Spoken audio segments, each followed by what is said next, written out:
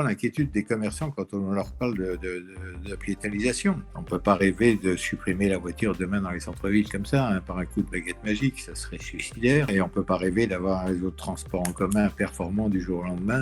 C'est des années et des années de travaux. Piétoniser, si c'est juste piétoniser, ça peut être une mauvaise idée.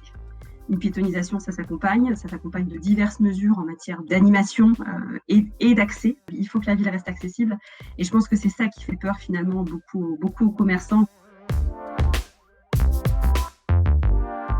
Les commerçants ont tendance et c'est normal puisqu'ils n'ont pas les chiffres pour le savoir mieux, à surestimer la part de leurs clients qui sont venus en voiture.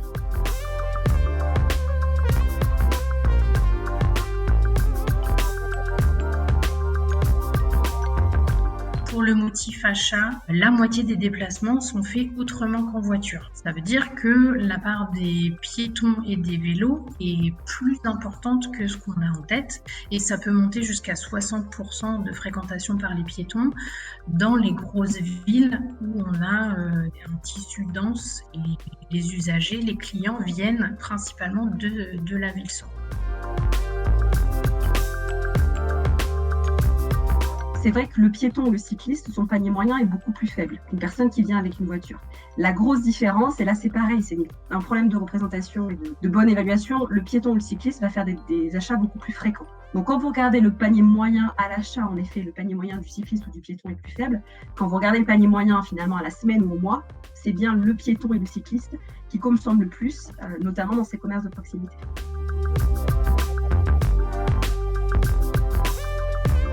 D'avoir un centre-ville attractif, ça va aussi avec une politique de l'urbanisme commercial qui soit cohérente. On ne peut pas vouloir soutenir les commerces et l'attractivité du centre-ville si en parallèle on développe des zones périphériques commerciales destinées à la voiture. C'est une vraie menace pour les commerçants de centre-ville et donc eux se disent, pour être compétitifs vis-à-vis de ces commerçants-là, j'ai besoin moi d'avoir des places de parking et donc c'est un raisonnement qui fait sens. Mais on peut se dire aussi que ce qui ferait davantage sens pour ces commerçants de centre-ville pour se différencier, c'est justement de jouer sur le produit, la qualité de l'expérience, puisque comparé à une zone qui a été conçue autour de la voiture, ils seront jamais aussi compétitifs en termes de voiture. C'est pas ça leur avantage comparatif.